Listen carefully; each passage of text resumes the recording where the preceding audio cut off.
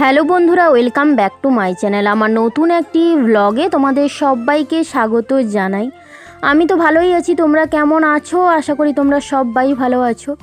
সবার সুস্থতা কামনা করে আজকের ভিডিওটা শুরু করছি।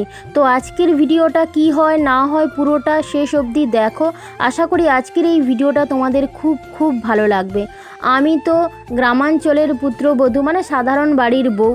তো সেইখান থেকে ব্লগ ভিডিওগুলো তোমাদের সঙ্গে শেয়ার করি, মানে গ্রামে কি হয় না হয় সেটাই তোমাদের সঙ্গে শেয়ার করি। আর তোমরা অনেকেই তার মধ্যে আমাকে কমেন্ট করেছো যে তোমাদের গ্রামটা খুব ভালো লেগেছে, তোমাদের গ্রামটা খুব সুন্দর।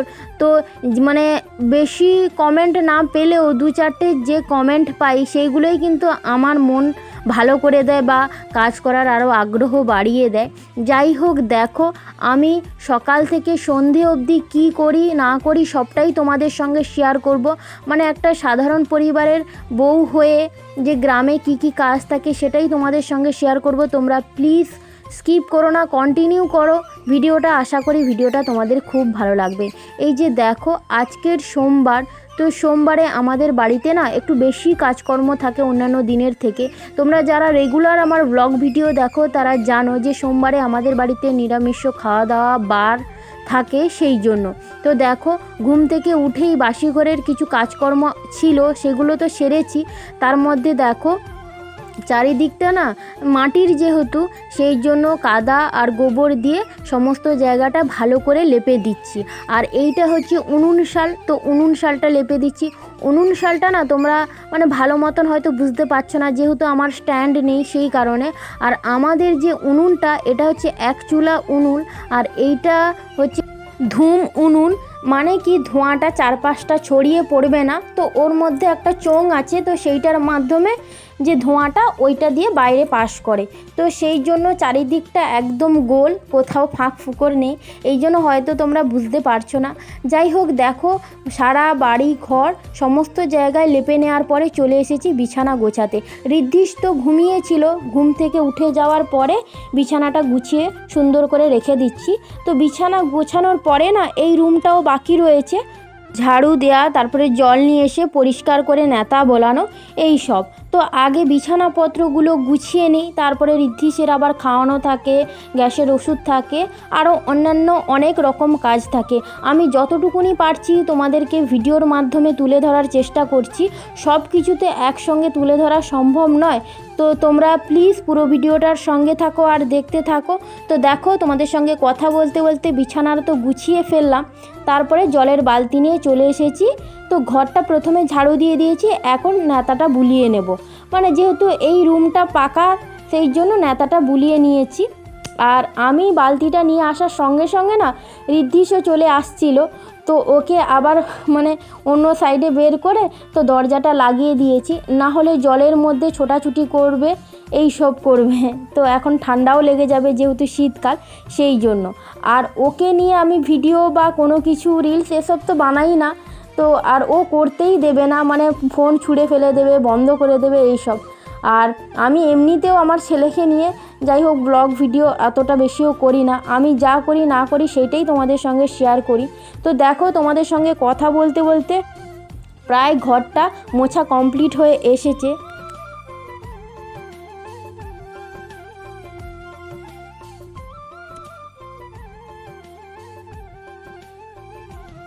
চারিদিকটা মুছে তারপরে মাটির যেগুলো থাকে সেগুলোতে ন্যাতা বুলিয়ে এখন দেখো জামা কাপড় নিয়ে চলে এসেছি। মানে এইগুলো সকালবেলায় ভিজিয়ে দিয়ে রেখে এসেছিলাম সাবান জলে, তারপরে দেখো ধুয়ে নিয়ে এসে মেলে দিচ্ছি।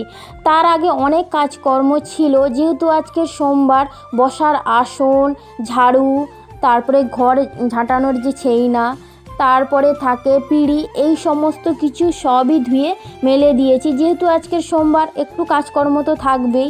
তো দেখো ওইগুলো করে নেওয়ার পরে না জামা কাপড়গুলো মেলাতে এসেছি। তো দেখো মিলিয়ে দিচ্ছি। আর প্রত্যেক দিনের মতন আমার মানে কোনো দিনও যে কম জামা কাপড় থাকে বা আজকে ধুতে হয়নি এমনটা নয়, যেহেতু বাচ্চা বাড়িতে আছে বেশি জামা কাপড় তো ধুতেই হবে।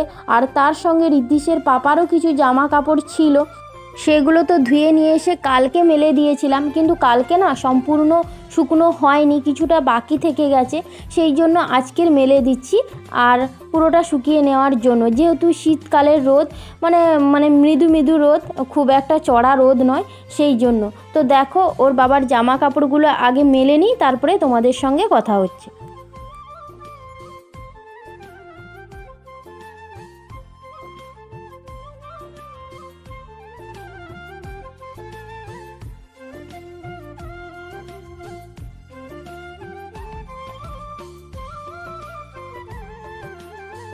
জামা কাপড় তো মেলে দিয়েছি, তারপরে সকাল 7:30টায় জল আসে। তো জলটা আমি আজকে ধরিনি, শাশুড়ি মাই ধরেছে। তখন ঋদ্ধিষকে আমি খাওয়াচ্ছিলাম, সেই জন্য শাশুড়ি মা গিয়ে জলটা ধরে নিয়েছে। আর ও প্রায় 7টার কাছাকাছি উঠেছিল, তো ওকে গ্যাসের ওষুধ খাওয়াতে খাওয়াতে প্রায় 7:30 তখন বেজে গিয়েছিল। তো সেই জন্য শাশুড়ি মা জলটা ভরে নিয়েছে। তো আমি দেখো জামা কাপড় মেলে দিয়ে এসে না ঋদ্ধিষের জন্য খাবারটা বসিয়ে দিয়েছি। দেওয়ার পরে দেখো স্নান সেরে চলে এসেছি পুজোর কাজ করার জন্য। আর যেহেতু এখন শীতকাল, গাছে ফুলও কম ফোটে, 2-4টে ফুল ফোটে, আর কিছু বেলপাতা তুলে নিই, তো সেই দিয়েই পুজো করে দিই। তো কিছু ফুল তুলে আর বেলপাতা তুলে দেখো তুলসী মন্দিরে আগে পুজোটা সেরে নিচ্ছি।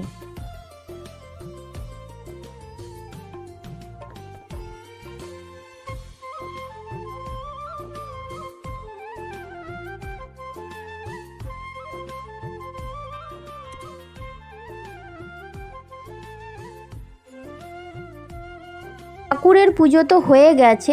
তো আমি যখন পুজো করছিলাম না, তখন শাশুড়ি মা ঋদ্ধিষকে নিয়ে একটু বেরিয়ে গিয়েছিল দুধ আনতে।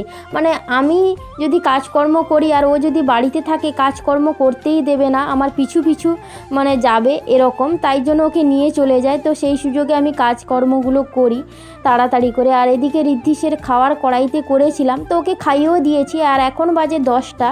তো দেখো দুধটা আগে ছেঁকে গরম করে নিচ্ছি। আর নিয়ে এসেছিল কিছুক্ষণ আগে, কিন্তু ওকে খাইয়ে দিয়ে তারপরে এখন গরম করছি। দুধ গরম করে নেওয়ার পরে না, যেহেতু আজকের সোমবার, তো আমিষের যে হাঁড়ি কড়াগুলো সেগুলো সকালবেলায় মেজে ওগুলো অন্য জায়গায় রেখে দিয়েছি, যাতে আজকের হাঁড়ি কড়াতে না মেশে। তো দেখো সোমবারের যে হাঁড়িটা ওইটা বের করে এনেছি রান্না করার জন্য। তো আগে দেখো ছাইটা লেপে দিচ্ছি, যাতে পুরো হাঁড়ি থেকে কালিটা সম্পূর্ণভাবে উঠে যায়। আর এমনি যদি এইভাবে না করি না, মানে ছাই যদি না মাখাই হাঁড়ির পেছনে, তাহলে একটু মানে কালি অনেকটা বসে যায় আর মাজতে অনেকটা কষ্ট হয়। সেই জন্য গ্রামের অনেকেই বউরা এইভাবে কিন্তু হাঁড়ি কড়াইতে মানে ছাই মাখিয়ে রান্না করে। আর কড়াইটাতে ছাই মাখিয়ে রান্নাঘরে রেখে দিয়ে এসেছি। তো আমি মুড়ি খাবো বলে মুড়ি বাড়তে গেছি, আর সেই সুযোগে দেখো ঋদ্ধিষ চলে এসেছে রান্নাঘরে। ও তো ঠাকুমার সঙ্গে ঘুরতে গিয়েছিল, কিন্তু ঘুরে ফিরে এসেই রান্নাঘরে সোজা ঢুকে গেছে। আর আমিও সেই সুযোগে ছিলাম না। তো এসেই দেখি মানে উনুনে এরকম করে পাতা দিচ্ছে, আর উনুনটা কিন্তু জ্বলছে, যেহেতু মানে ধূম উনুন, তাই জন্য তোমরা আগুনটা দেখতে পাচ্ছ না। তো আসা মাত্রই না ও ঠাকুমাও ছুটে এসেছে নেওয়ার জন্য, আর আমিও তাড়াতাড়ি করে এসেছি। আর ও এরকম করছে বলে মানে ভিডিও একটু বানিয়ে নিলাম। তো দেখো ও চলে যেতে, ও ঠাকুমাকে নিয়ে চলে যেতে আমি তাড়াতাড়ি করে আনাজপত্রগুলো কেটে নিচ্ছি। আর মুড়ি খাবো বলে যে গিয়েছিলাম, মুড়ি কিন্তু খাওয়া হয়নি। তো আনাজপত্রগুলো আগে কেটে নিই, তারপরে মুড়ি খাবো। আর এখন যেহেতু শীতকালের বেলা, তাড়াতাড়ি করে কিন্তু বেলাটা চলে যায়। আর 12টা থেকে 12:30টার মধ্যে তো ঋদ্ধিষকে স্নান করানো খাওয়ানো থাকে, সেই জন্য তাড়াতাড়ি করে না আমাকে একটু রান্নাবান্নাও করে নিতে হয়। আমাদের তরকারিটা একটু পরে হলেও হবে, কিন্তু ওর জন্য তাড়াতাড়ি করে আমাকে রান্না করতে হয়। যাই হোক দেখো আনাজপাতিগুলো আগে কেটে নিই, তারপরে তোমাদের সঙ্গে কথা হচ্ছে।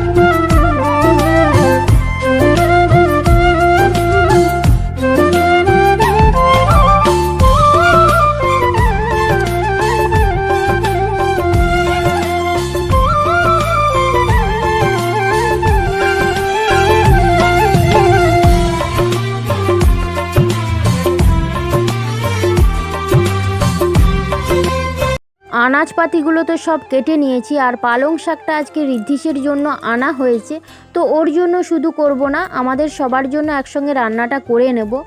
তো দেখো, আর আনাজ পাতি কেটে ধুয়ে নিয়ে এসে না আমি এখন খাবার বাড়ছি। তো দুধ নিয়ে নিয়েছি আর তার সঙ্গে মুড়ি, আর ঠাকুমা দেখো 5টা কলা দিয়ে গেছে। তো কলাগুলো আমি ঝুলিয়ে রেখেছিলাম, কিন্তু যেহেতু একটু বেশি পেকে গেছে না, তাই ওখান থেকে ছিঁড়ে পড়ে গেছে দড়ি থেকে। তো এই জন্য এরকম সব কলা খুলে গেছে। তো একটা কলা নিয়ে নিচ্ছি, আর বাদ বাকিগুলো মানে একটা দুটো করে যখন যেমন খাওয়া যাবে, শাশুড়ি মাও রয়েছে খাবে। তো দেখো, খাওয়া দাওয়া করে নিই। খাওয়া দাওয়া করে তারপর আবার রান্নার কাজে গিয়েছিলাম। তো রান্না বান্না হয়ে যেতে ঋদ্ধিসকে স্নান করিয়ে খাওয়া দাওয়া করিয়ে দিয়েছি। এখন আমি খেতে বসেছি, আর এখন বাজে 1:30। তো দেখো, মানে আলু আর টমেটো মাখা হয়েছে, এদিকে ঢ্যাঁড়সের তরকারি হয়েছে, আর পালং শাক, ওলকপি, আলু, বেগুন সব রকম সবজি দিয়ে একটা ঘন্ট বানিয়েছে, আর ঋদ্ধিস এই দিয়েই ভাত খেয়েছে। দুপুরে খাওয়া দাওয়ার পরে ঋদ্ধিস না ঘুমিয়ে পড়েছিল, যেহেতু সকালবেলায় ঘুমায়নি, আগে আগে সকালবেলা ঘুমিয়ে যেত, কিন্তু এখন খাওয়া দাওয়ার পরে দুপুরেই ঘুমায়। তো ওর কাছে একটু শুয়েছিলাম, আর এখন 3টে মানেই তো মানে বিকেল হয়ে প্রায় সন্ধ্যার কাছাকাছি, 4টে মানে বলতে গেলে আর কিছুক্ষণ পরেই সন্ধ্যা হয়ে যায়। তো সেই জন্য আমি তাড়াতাড়ি করে উঠে পড়েছিলাম, দিয়ে আমি বাঁশবাগানে গিয়েছিলাম। তো সেখান থেকে দেখো, সকালবেলায় কিছু জ্বালানি কেটে নিয়ে এসে রেখেছিলাম, আবার বিকেলবেলায় না উঠে আবার কিছু জ্বালানি নিয়ে এসে রাখলাম, আর এখন সেই জ্বালানিগুলো রান্না করে রেখে দিয়ে আসছি। রাতে রান্নাবান্না হোক কি সকালে হোক, যাই হোক, মোটামুটি শুকনো জ্বালানিগুলো সব রেখে দিয়ে আসছি। বিকেলে জ্বালানি রাখার পরে ঘর ঝাড়ু দিলাম, আর ঋদ্ধিস এখনও অবধি ঘুমিয়ে রয়েছে, ও ওঠেনি, সেই জন্য তাড়াতাড়ি করে কাজকর্ম সব সেরে নিচ্ছি। আর অনেক জামা কাপড় প্রত্যেক দিন তো ধোয়া থাকে, তো সেইগুলোই বিকেলে ভাঁজ করে রাখি। তো দেখো, মানে সমস্ত কিছু ভাঁজ করে রেখে দিচ্ছি, আর ঋদ্ধিস এখনও অবধি ঘুমিয়ে রয়েছে, ও না এখনও অবধি ওঠেনি, আর এখন প্রায় 4টের কাছাকাছি। তো ওর জন্য জুসটা বের করে রেখেছি, ও ঘুম থেকে উঠলেই ওকে জুস দিয়ে দেবো, আর শীতের পোশাকটা পরিয়ে ওর ঠাকুমার কাছে দিয়ে আসলে না ওকে ঘুরতে নিয়ে চলে যাবে। তো এখনও ঘুমিয়ে রয়েছে বলে আমি তাড়াতাড়ি সমস্ত কাজকর্ম সেরে নিচ্ছি, আর এখন মাথাটা বাঁধবো। এই যে জিনিসপত্রগুলো গুছিয়ে রাখলাম, আমার, ঋদ্ধিসের পাপা, ঋদ্ধিসের সমস্ত আলাদা আলাদা করে। তো বিকেলের সব কাজকর্ম সেরে দেখো সন্ধ্যা হয়ে গেছে, আর সন্ধ্যাবাতিও দিয়ে দিচ্ছি। তো আজকের ব্লগটা আর বেশি বড় করছি না, এখানেই শেষ করছি। অন্য কোনো ব্লগে তোমাদের সঙ্গে দেখা হবে। সবাই ভালো থাকো, সুস্থ থাকো, আর অবশ্যই আমার চ্যানেলটা সাবস্ক্রাইব করে পাশে থাকো। সবাইকে টাটা।